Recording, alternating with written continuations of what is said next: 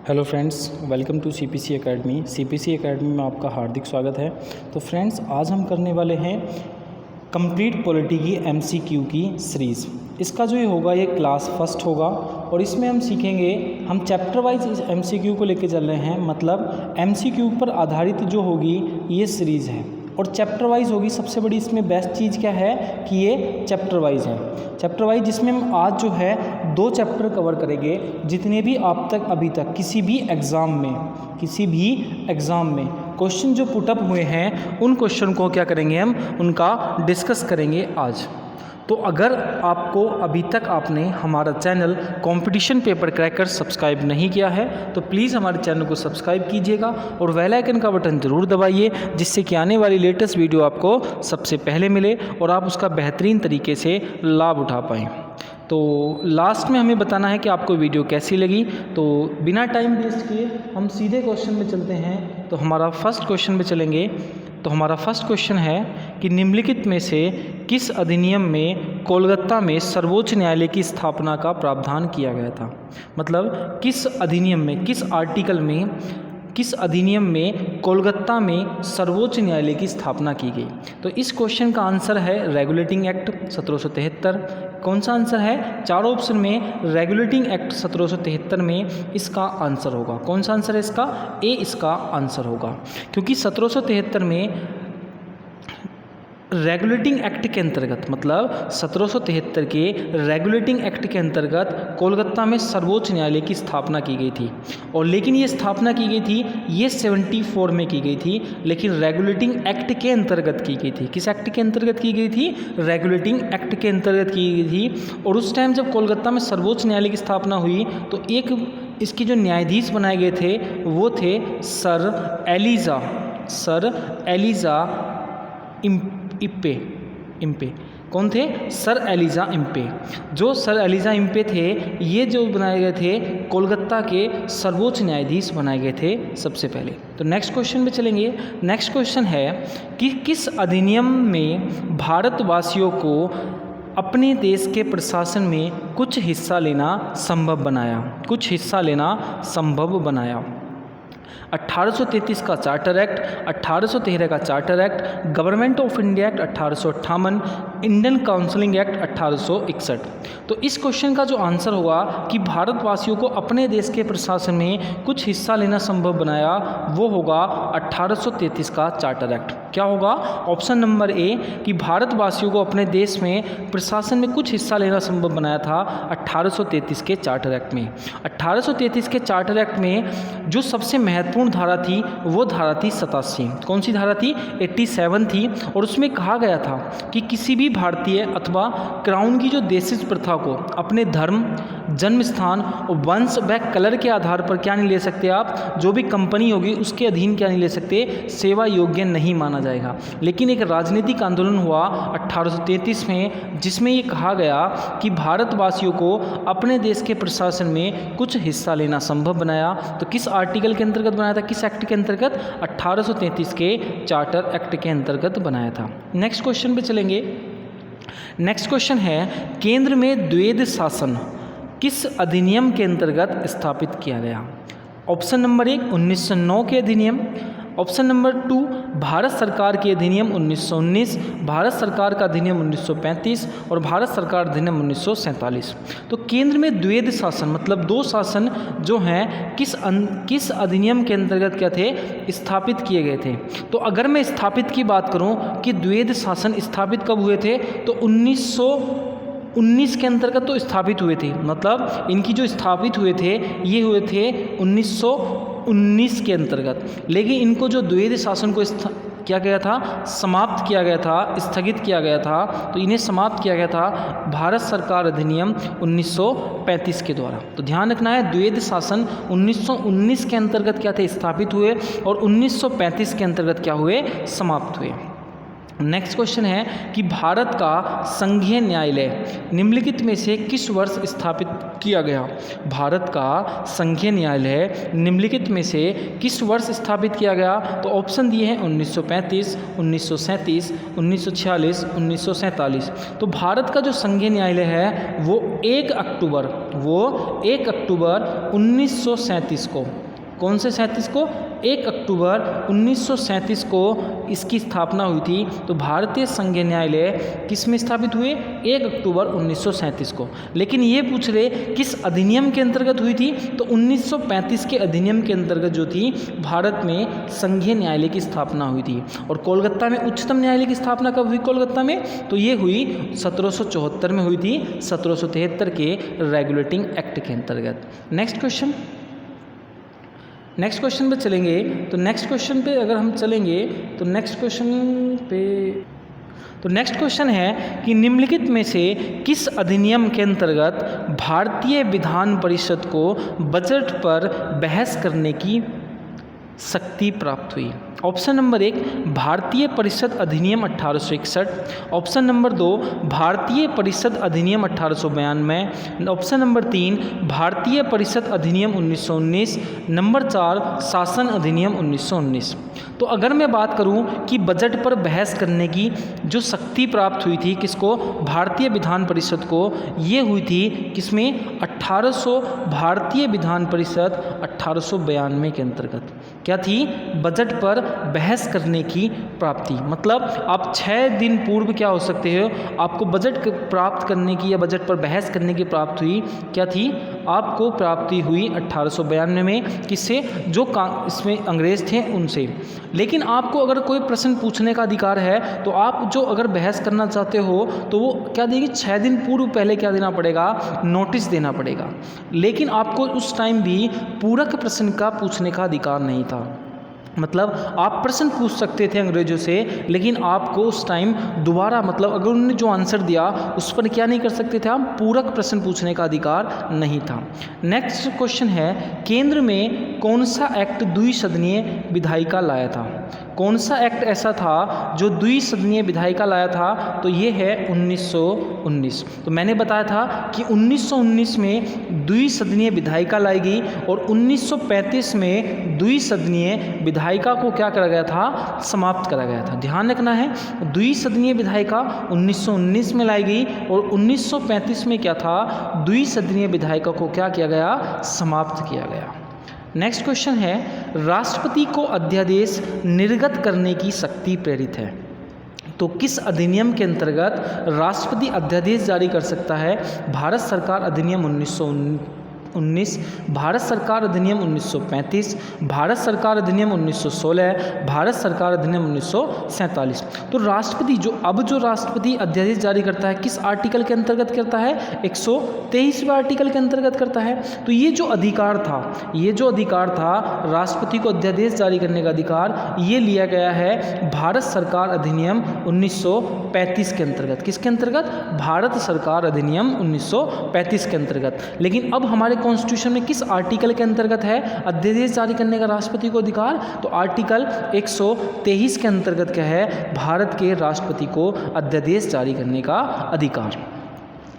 क्योंकि देखो, अगर हमारे कॉन्स्टिट्यूशन में 60% जो चीज़ें ली गई हैं वो भारत सरकार अधिनियम 1935 के अंतर्गत से ली गई हैं। कहाँ से, 60% चीज़ें जो ली गई हैं हमारे कॉन्स्टिट्यूशन में वो भारत सरकार अधिनियम 1935 से ली गई हैं। नेक्स्ट क्वेश्चन है कि एक संघीय व्यवस्था और केंद्र में द्वैध शासन, ये 2 बार लिखा गया, प्रिंटिंग मिस्टेक है। एक संघीय व्यवस्था और केंद्र में द्वैध शासन भारत में लागू किया गया था। केंद्र में एक संघीय व्यवस्था और केंद्र में द्वैध शासन, 2 शासन जो थे ये लागू किए गए थे। तो जब भी द्वैध शासन की बात आए तो कौन सा आंसर लगाना है, देखो द्वैध शासन भारत में लागू किए गए। तो जब भी द्वैध शासन की बात आएगी कि लागू कब किए गए, तो 1919 में लागू किए गए थे और समाप्त कब किया गया द्वैध शासन, ये किया गया था 1935 के अंतर्गत द्वैध शासन को समाप्त किया गया था। नेक्स्ट क्वेश्चन में चलेंगे, 1935 का गवर्नमेंट ऑफ इंडिया एक्ट क्यों महत्वपूर्ण है, कि जो 1935 का भारत सरकार अधिनियम है ये क्यों महत्वपूर्ण है। नंबर 1, यह भारतीय संविधान का प्रमुख स्रोत है। नंबर 2, इसके द्वारा जनता को स्वतंत्रता मिली, कि जो 1935 के आर्टिकल के अंतर्गत जनता को स्वतंत्रता मिली। नंबर 3, इसमें भारतीय विभाजन उल्लेखित है। नंबर 4, इसके द्वारा क्या है, रियासतें समाप्त हुई। तो देखो अगर मैं बात करूं कि 1935 का जो आर्टिकल है वो क्यों महत्वपूर्ण है, तो नंबर 4 तो करेक्ट हो जाता है कि रियासतें इसके द्वारा समाप्त नहीं हुई थी। रियासतें कब समाप्त हुई थी, जब संविधान लागू हो गया था, तो ये गलत है। इसमें भारतीय विभाजन उल्लेखित है, बिल्कुल उल्लेखित नहीं है भारतीय विभाजन। और इसके द्वारा भारतीय जनता को स्वतंत्रता मिली, तो ये भी बात गलत है। ये क्या है, भारतीय संविधान का क्या है, प्रमुख स्रोत है। कौन सा, 1935 का गवर्नमेंट ऑफ इंडिया एक्ट। क्यों, क्योंकि भारत के कॉन्स्टिट्यूशन से 60% चीज़ें जो है हमारे कॉन्स्टिट्यूशन में, ये 1935 के गवर्नमेंट ऑफ इंडिया एक्ट से ली गई हैं। नेक्स्ट क्वेश्चन है क्वेश्चन नंबर 10, निम्नलिखित में से किस अधिनियम के फलस्वरूप बर्मा को भारत से अलग किया गया, कि मतलब बर्मा को भारत से अलग कर दिया गया किस एक्ट के अंतर्गत। तो गवर्नमेंट ऑफ इंडिया एक्ट लाया गया था 1935। जो गवर्नमेंट ऑफ इंडिया एक्ट था उसके अंतर्गत क्या था, बर्मा, मतलब जो इस टाइम में म्यांमार है, इसको 1935 में अंग्रेजों ने क्या कर दिया था, भारत से अलग कर दिया था। किसको, भारत से अलग किसको करा था, बर्मा को करा था। किससे अलग करा था, बर्मा से अलग करा था, government of India act 1935। Next question है, भारत के प्रथम गवर्नर जनरल कौन थे। तो भारत के प्रथम गवर्नर जनरल की अगर मैं बात करूं तो वो थे लॉर्ड विलियम बेंटिक। तो भारत के प्रथम गवर्नर जनरल कौन थे, लॉर्ड विलियम बेंटिक थे। अगर पूछे बंगाल के प्रथम गवर्नर जनरल कौन थे, तो बंगाल के प्रथम गवर्नर जनरल थे आपके वॉरेन हेस्टिंग। तो ध्यान रखना है, वेरी मोस्ट क्वेश्चन है कि अगर आपसे पूछे कि भारत के प्रथम गवर्नर जनरल, तो लॉर्ड विलियम बेंटिक थे, और आपसे पूछे बंगाल के प्रथम गवर्नर जनरल, तो वॉरेन हेस्टिंग थे। कौन थे, वॉरेन हेस्टिंग। नेक्स्ट क्वेश्चन है, किस अधिनियम ने भारतवासियों को अपने देश में प्रशासन में कुछ हिस्सा लेना क्या बनाया, संभव बनाया। तो अगर अपने देश में कुछ प्रशासन में हिस्सा लेना संभव बनाया था, तो अभी से रिपीट हुआ है क्वेश्चन, किस एक्ट के अंतर्गत बनाया था, 1833 के चार्टर एक्ट के अंतर्गत क्या थे, भारतीय जो थे अपने प्रशासन में कुछ हिस्सा लेना संभव बनाया था। नेक्स्ट क्वेश्चन की अगर मैं बात करूं तो नेक्स्ट क्वेश्चन नंबर 13 है कि भारत के लिए संविधान, भारतीय संविधान की रचना हेतु संविधान सभा का विचार सर्वप्रथम किसने प्रस्तुत किया था। तो किस पार्टी ने ये बताया था सबसे पहले कि संविधान सभा का विचार बताया था कि संविधान सभा का क्या करना चाहिए, संविधान सभा बनाओ जिससे हमारे कॉन्स्टिट्यूशन का क्या होगा, निर्माण होगा। तो ये थी आपके आंसर क्या होगा इसका, ये था स्वराज पार्टी 1934। तो स्वराज पार्टी ने 1934 में क्या करा, संविधान सभा का विचार दिया। क्या दिया, संविधान सभा का विचार दिया स्वराज पार्टी ने। नेक्स्ट क्वेश्चन, स्वतंत्रता के पूर्व ये थोड़ी डबल हो गया, स्वतंत्रता के पूर्व दिनों में, प्रारंभ दिनों में संविधान का विचार किसने प्रस्तुत किया। जब स्वतंत्रता के पहले सबसे पहले जो था संविधान निर्माण का विचार किसने दिया था, ऑफिशियली रूप से दिया था एम.एन. रॉय ने।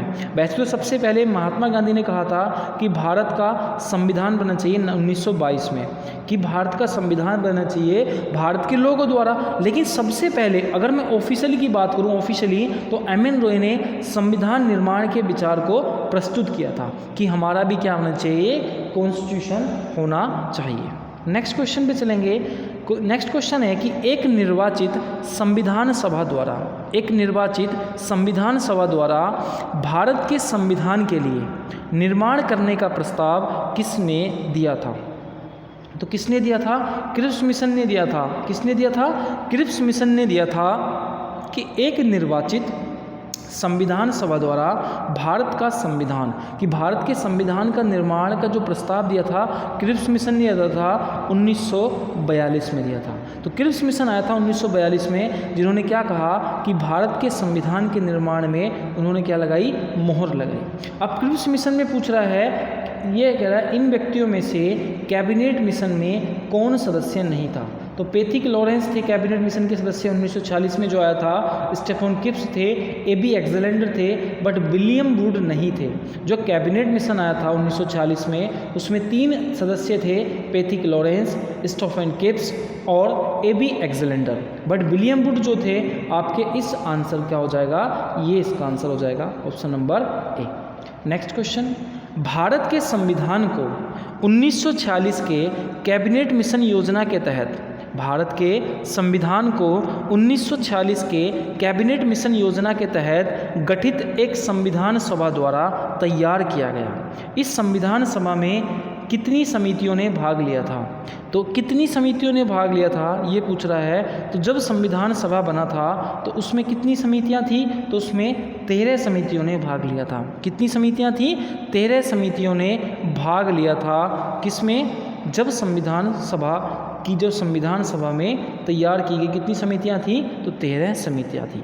नेक्स्ट क्वेश्चन है कि 9 दिसंबर 1946 को नई दिल्ली में संविधान सभा की पहली बैठक संविधान सभा गृह में हुई, जिसे अब क्या कहते हैं, मतलब जब 9 दिसंबर 1940 को संविधान सभा की पहली बैठक हुई तो ये हुई थी आपकी दिल्ली में, और उस संविधान सभा जहाँ बैठक हुई उसे अब क्या कहा जाता है? तो संसद भवन का केंद्रीय कक्ष कहा जाता है। क्या कहा जाता है? जहाँ संविधान सभा की पहली बैठक हुई तो उसे क्या कहा जाता है? संसद भवन का केंद्रीय कक्ष कहा जाता है। अब इससे एक क्वेश्चन बना कि संविधान सभा की पहली बैठक कब हुई? तो पहली बैठक हुई आपकी 9 दिसंबर 1946 को। कब हुई? 9 दिसंबर 1946 को संविधान सभा की पहली बैठक हुई 9 दिसंबर 1946 को। नेक्स्ट क्वेश्चन, संविधान सभा का अंतिम सत्र कब आयोजित किया गया? मतलब संविधान सभा की अंतिम बैठक कब हुई? तो 24 जनवरी 1950, 26 जनवरी 1950, 26 नवंबर 1950। तो संविधान सभा की जो अंतिम बैठक हुई थी वो हुई थी आपकी 24 जनवरी 1950 को। कब हुई? 24 जनवरी 1950 को कॉन्स्टिट्यूशन की अंतिम बैठक हुई थी संविधान सभा की, और लागू हुआ था 26 जनवरी 1950 को। नेक्स्ट क्वेश्चन है, ये अब हमारा एक चैप्टर पूरा हो गया। दूसरे चैप्टर के एमसीक्यू लिए हमने, और वो चैप्टर का नाम है संविधान सभा एवं संविधान निर्माण प्रक्रिया। कौन सा? संविधान सभा एवं संविधान निर्माण प्रक्रिया। पहला क्वेश्चन है, मतलब क्वेश्चन नंबर 20 है कि भारत का संविधान सभा द्वारा प्रायोजित किया गया। 16 मई 1946 में संविधान सभा में सदस्यों की कुल कितनी संख्या थी? ऑप्शन नंबर देगा आपका, तो कितनी संख्या थी? 389 संख्या थी। कितनी थी? 389 संख्या थी जब 16 मई 1946 को संविधान सभा में सदस्यों की संख्या। नेक्स्ट क्वेश्चन है कि भारतीय संविधान सभा का गठन किया गया था। तो भारतीय संविधान सभा का जो गठन किया गया था वो किस अधिनियम के अंतर्गत किया गया था? तो अगर आपसे पूछे किस के अंतर्गत किया गया था, तो कैबिनेट मिशन योजना के अंतर्गत किया गया था भारतीय संविधान सभा का गठन। किसके अंतर्गत? कैबिनेट मिशन योजना के 1946 के अंतर्गत किया गया था संविधान सभा का गठन। नेक्स्ट क्वेश्चन है, 1946 में निर्मित अंतरिम सरकार की कार्यपालिका परिषद के रूप में सभापति थे। क्वेश्चन क्या है कि 1946 में निर्मित अंतरिम सरकार की कार्यपालिका परिषद के रूप में सभापति थे, तो वो सभापति थे आपके जवाहरलाल नेहरू। कौन थे? जवाहरलाल नेहरू थे कार्यपालिका परिषद के रूप में सभापति। नेक्स्ट क्वेश्चन है, भारत के संविधान का प्रारूप तैयार करने वाले संविधान सभा के सदस्यों को क्या कहा जाता है? क्या या कौन थे या किसे कहा जाता है जिन्होंने भारतीय संविधान के प्रारूप को तैयार किया? संविधान सभा के सदस्य कौन थे? ब्रिटिश संसद द्वारा चुने गए थे? बिल्कुल गलत बात है, ब्रिटिश संसद से नहीं चुने गए थे। नंबर 2, गवर्नर जनरल द्वारा नामित किया गया था? नहीं, क्योंकि गवर्नर जनरल से नामित नहीं हुआ था। विभिन्न प्रांतों की विधानसभा से लिए गए थे। जैसे विभिन्न प्रांतों की विधानसभा से जिन्होंने संविधान सभा का क्या था? प्रारूप तैयार करा था, वो कहाँ से लिए गए थे? विभिन्न प्रांतों की विधानसभा थी वहाँ से चुने गए थे। तो सी आंसर क्या होगा इसका? सही होगा। नेक्स्ट क्वेश्चन है कि संविधान सभा सदस्यों का चुनाव कैसे हुआ। तो जो संविधान सभा में सदस्यों का चुनाव कैसे हुआ था, सीधे जनता द्वारा हुआ था। नंबर 1, भारतीय राष्ट्रीय कांग्रेस के नामांकन द्वारा हुआ था। नंबर 2, भारतीय राज्यों के शासकों द्वारा हुआ था, या प्रांतीय सभा द्वारा हुआ था। देखो संविधान सभा में सदस्यों का चुनाव जो हुआ था वो ना तो जनता द्वारा हुआ था, ना कांग्रेस के नामांकन पे हुआ था, ना ही भारतीय राज्यों के शासकों द्वारा हुआ था। तो किसके द्वारा हुआ था? प्रांतीय सभा द्वारा हुआ था। क्योंकि मैंने बताया था कि विभिन्न प्रांतों से जो है संविधान सभा में क्या लिए गए थे? सदस्य लिए गए थे। जैसे कि संविधान सभा में चुने गए स्थायी अध्यक्ष कौन थे? तो चुने गए स्थायी अध्यक्ष थे आपके डॉक्टर राजेंद्र प्रसाद। कौन थे? डॉक्टर राजेंद्र प्रसाद, जो भारत के प्रथम राष्ट्रपति थे। जब संविधान सभा की पहली बैठक हुई तो अभी बताया था कब हुई थी? 9 दिसंबर 1946 को संविधान सभा की पहली बैठक हुई। तो उसमें बहुमत से अस्थायी अध्यक्ष चुना गया आपका डॉक्टर सचिदानंद सिन्हा को बहुमत से। और उसके बाद डॉक्टर राजेंद्र प्रसाद को जब दूसरी बैठक हुई 11 दिसंबर 1946 में, तो राज्य संविधान सभा ने उन्हें क्या चुन लिया था? स्थायी अध्यक्ष चुन लिया था। क्या चुन लिया था? स्थायी अध्यक्ष चुन लिया था। नेक्स्ट क्वेश्चन, संविधान सभा की प्रथम बैठक की अध्यक्षता किसने की? तो अभी बताया था किसने की थी? डॉक्टर सचिदानंद सिन्हा ने की थी। तो संविधान सभा की प्रथम बैठक की अध्यक्षता किसने की? डॉक्टर सचिदानंद सिन्हा ने। और पहली बैठक कब हुई? 9 दिसंबर 1946 को पहली बैठक हुई। कब हुई? 9 दिसंबर 1946 को। नेक्स्ट क्वेश्चन, भारतीय संविधान सभा के उद्घाटन अधिवेशन की अध्यक्षता किसने की? भारतीय संविधान सभा के उद्घाटन अधिवेशन की अध्यक्षता किसने की? तो किसने की थी? तो ये क्वेश्चन में पूछा है, तो क्वेश्चन का आंसर आएगा आपका सचिदानंद सिन्हा। क्योंकि देखो उद्घाटन मतलब पहली बैठक जब हुई थी और उसमें अध्यक्ष कौन बनाए गए थे? अस्थायी अध्यक्ष डॉक्टर सचिदानंद सिन्हा को चुना गया था। तो इन्होंने ही क्या थी? उद्घाटन अधिवेशन की अध्यक्षता की थी। मतलब जो पहली बार चीज़ें होती हैं तो उसका उद्घाटन होता है और अध्यक्ष यही बनाए गए थे, अस्थायी अध्यक्ष। तो इन्होंने क्या थी? इस चीज़ की अधिवेशन की अध्यक्षता की थी। नेक्स्ट क्वेश्चन है, भारत की संविधान निर्मात्री सभा के अध्यक्ष कौन थे? मतलब भारतीय संविधान सभा के निर्मात्री सभा के अध्यक्ष कौन थे? तो वो थे आपके डॉक्टर राजेंद्र प्रसाद। क्योंकि ये कौन थे? स्थायी अध्यक्ष थे। कौन थे? स्थायी अध्यक्ष थे। और अस्थायी अध्यक्ष कौन थे? तो वो थे आपके डॉक्टर सचिदानंद सिन्हा। और इन्हें स्थायी अध्यक्ष कब चुना गया? 11 दिसंबर 1946 में। कब चुना गया? 11 दिसंबर 1946 को। भारतीय संविधान सभा की स्थापना की गई थी। भारतीय संविधान सभा की स्थापना की गई थी। तो कब की गई थी भारतीय संविधान सभा की स्थापना? तो की गई थी जब पहली बैठक हुई थी। तो 9 दिसंबर 1946 को संविधान सभा की क्या थी? पहली बैठक की स्थापना की गई थी। नेक्स्ट क्वेश्चन है, भारत को एक संविधान देने के प्रस्ताव संविधान द्वारा कब पारित किया गया? कि भारतीय संविधान सभा को संविधान सभा मतलब भारत को संविधान देने का प्रस्ताव संविधान सभा द्वारा कब पारित किया गया था? तो ये पारित किया गया था आपका 22 जनवरी 1946 को। कब किया गया था? 22 जनवरी 1946 को भारत को संविधान देने का प्रस्ताव नियुक्त किया गया था। नेक्स्ट क्वेश्चन, संविधान सभा सम्मुख संविधान प्रस्तावना का प्रस्ताव किसने दिया? मतलब जो उद्देशिका है, जो हमारी प्रेम्बल है, प्रस्तावना है, इसका प्रस्ताव किसने दिया? तो ये प्रस्ताव दिया आपका जवाहरलाल नेहरू ने। तो इसका आंसर क्या होगा? जवाहरलाल नेहरू ने दिया था। किसने? जवाहरलाल नेहरू ने क्या दिया था? उद्देशिका का प्रस्ताव दिया था। किसने दिया था? उद्देशिका का प्रस्ताव जवाहरलाल नेहरू ने दिया था। नेक्स्ट क्वेश्चन है कि भारतीय संविधान बनाने हेतु संविधान सभा में कुल कितने अधिवेशन हुए? तो जब संविधान सभा बनी, जब संविधान बना तो संविधान सभा में कुल कितने अधिवेशन हुए थे? तो 12 अधिवेशन हुए थे। कितने अधिवेशन हुए थे? 12 अधिवेशन हुए थे। ठीक है, 2 वर्ष लगा था, 11 माह और 18 दिन लगे थे। 64 आपका क्या थी? 64 लाख रुपए का खर्चा हुआ था संविधान बनाने को। और 165 बैठकें लगी थी। कितनी बैठकें लगी थी? 162 बैठकें। मतलब 12 अधिवेशन हुए, 2 वर्ष 11 माह 18 दिन में हमारा कॉन्स्टिट्यूशन बनकर तैयार हुआ। 64 लाख रुपए का खर्चा आया और 165 बैठकें लगी।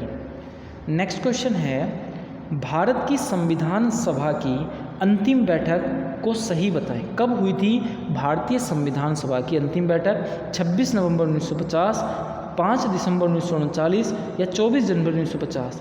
तो अंतिम बैठक हुई थी 24 जनवरी 1950 को। कब हुई? 24 जनवरी 1950 को संविधान सभा की अंतिम बैठक हुई थी। नेक्स्ट क्वेश्चन है, भारत के संविधान निर्माण में कितना समय लिया गया? तो अभी बताया था 2 वर्ष 11 माह 18 दिन का समय लगा हमारे कॉन्स्टिट्यूशन को बनने में। कितना समय लगा? 2 वर्ष 11 माह 18 दिन का। नेक्स्ट क्वेश्चन है, भारतीय संविधान के निर्माण के समय संवैधानिक सलाहकार कौन थे? मतलब संवैधानिक सलाहकार कौन थे भारतीय संविधान के निर्माण के समय? तो ये थे आपके वी.एन. राव। कौन थे? वी.एन. राव। कौन थे? वी.एन. राव थे संविधान निर्माण के समय संवैधानिक सलाहकार। नेक्स्ट क्वेश्चन है, भारतीय संविधान का प्रथम प्रारूप किसने तैयार किया? मतलब भारतीय संविधान सभा का प्रथम प्रारूप किसने तैयार किया? तो अभी बताया था किसने तैयार किया होगा, वो क्या है? वी.एन. राव ने। किसने किया है? वी.एन. राव ने तैयार किया है भारतीय संविधान सभा का प्रथम प्रारूप। नेक्स्ट क्वेश्चन है कि भारतीय संविधान को पूर्ण रूप से कब तैयार हुआ? तो भारतीय संविधान पूर्ण रूप से कब तैयार हुआ? तो ये हुआ था आपका 26 नवंबर 1949 को। कब हुआ? 26 नवंबर 1949 को। ये तो थोड़ी प्रिंटिंग मिस्टेक है। 26 नवंबर 1949 को हमारा संविधान पूर्ण रूप से तैयार हुआ था। और लागू कब हुआ? तो लागू हुआ आपका 26 जनवरी 1950 को। तो ध्यान रखना है 26 नवंबर 1949 को हमारा संविधान क्या हुआ? पूर्ण रूप से तैयार हो गया था, लेकिन लागू हुआ था 26 जनवरी 1950 को। नेक्स्ट क्वेश्चन है कि भारतीय संविधान कब लागू हुआ? तो अभी बताया था 26 जनवरी 1950 को भारतीय संविधान लागू हुआ था। तो कब लागू हुआ था भारतीय संविधान? 26 जनवरी 1950 को भारतीय संविधान लागू हुआ था। नेक्स्ट क्वेश्चन है, भारतीय संविधान दिवस कब मनाया गया? तो जब 26 नवंबर 1949 को संविधान बनाया गया था, मतलब अपनाया गया था, उसी दिन को क्या बनाते हैं? कॉन्स्टिट्यूशन डे बनाते हैं। तो क्या आंसर आएगा इसका? 26 नवंबर, क्योंकि 26 नवंबर 1949 को हमारा संविधान अंगीकृत कर लिया था, अपना लिया गया था। तो 26 नवंबर को ही क्या है? संविधान दिवस के रूप में बनाया जाता है। नेक्स्ट क्वेश्चन है कि भारतीय संविधान को अपनाया गया था। तो भारतीय संविधान को किसने अपनाया होगा? तो ऑब्वियसली बात है, ना तो संवैधानिक सभा द्वारा अपनाया गया, ना ब्रिटिश संसद द्वारा किसने अपनाया गया? तो ये तो किसने? ना भारतीय संसद द्वारा अपनाया गया। तो किसके द्वारा अपनाया गया था भारतीय संविधान? तो ये बनाया गया था संवैधानिक सभा। जो उस टाइम संविधान की सभा थी, उसके द्वारा संविधान को अपनाया गया था। क्या आंसर है इसका? ए आंसर है इसका। नेक्स्ट क्वेश्चन, तो हमारा अगर next question, doctor Bhimrao Ambedkar का जन्म व मृत्यु कब हुई? डॉक्टर भीमराव अंबेडकर का जन्म व मृत्यु कब हुई? तो अगर डॉक्टर भीमराव अंबेडकर के जन्म की बात करूं, तो इनका जो जन्म हुआ था वो 14 अप्रैल 1891 को इनका जन्म हुआ था। कब हुआ था? 14 अप्रैल 1891 में जन्म हुआ था। मध्य प्रदेश के महू नामक स्थान में इनका जन्म हुआ था। कहाँ पर? मध्य प्रदेश के महू नामक स्थान पर। लेकिन अगर इनकी बात करूं, इनके मृत्यु की, तो 6 दिसंबर 1956 में इनकी मृत्यु हुई। और कहाँ हुई थी? दिल्ली में इनकी मृत्यु हुई थी। तो इसका आंसर हो जाएगा बी, 1891 में जन्म हुआ और 1956 में क्या हुई? इनकी मृत्यु हुई। नेक्स्ट क्वेश्चन है कि डॉक्टर भीमराव अंबेडकर को संविधान सभा में इनका निर्वाचन कहाँ से हुआ था? या डॉक्टर भीमराव अंबेडकर किस प्रांत से संविधान सभा में चुने गए? तो पश्चिम बंगाल की प्रांत से चुने गए थे डॉक्टर भीमराव अंबेडकर संविधान सभा में। और प्रारूप समिति के अध्यक्ष थे आपके कौन थे? जो प्रारूप समिति के अध्यक्ष? तो यही थे doctor Bhimrao Ambedkar. Next question है कि संविधान सभा को वयस्क मत अधिकार 15 वर्ष के लिए स्थगित करने की बात की थी कि 15 भारत में जो अगर वोट है, जैसे कि अब तो 18 वर्ष की आयु में दिया जाता है, लेकिन वयस्क मताधिकार को 15 वर्ष के लिए स्थगित करने की बात की थी। किसने की थी? मौलाना आज़ाद ने की थी। किसने बात की थी? मौलाना आज़ाद ने बात की थी। और इसका जो था आपका राजेंद्र प्रसाद ने भी क्या था? सपोर्ट करा था, और नेहरू जी ने भी इसका सपोर्ट करा था। तो जो वयस्क मताधिकार को 15 वर्ष के लिए स्थगित करने की बात की थी मौलाना आज़ाद ने, राजेंद्र प्रसाद, डॉक्टर राजेंद्र प्रसाद और जवाहरलाल नेहरू ने इसका क्या किया था? इसमें योगदान दिया था। किसको? बात मानने के लिए बहुत ज़ोर शोर से जोर दिया था। नेक्स्ट क्वेश्चन, किसने कहा था कि भारतीय संविधान कांग्रेस थी और कांग्रेस भारत था? कि भारतीय संविधान जो थी वो संविधान सभा जो थी कांग्रेस थी और कांग्रेस भारत था। तो ये कहा था आपका बिस्टिल चर्चिल ने। तो बिस्टिल चर्चिल ने कहा था कि जो भारतीय संविधान सभा थी वो कांग्रेस थी और कांग्रेस उस टाइम क्या था? भारत था। तो ये कहा था आपका बिस्टिल चर्चिल ने। तो फ्रेंड्स, हमारे 2 चैप्टर कंप्लीट हुए, जिसमें हमने कितने क्वेश्चन कवर करे? 44 क्वेश्चन कवर करे। तो इससे अगली वीडियो में क्या है, हम 2 चैप्टर लेकर आएंगे और इसी तरह की ये सीरीज़ चलेगी।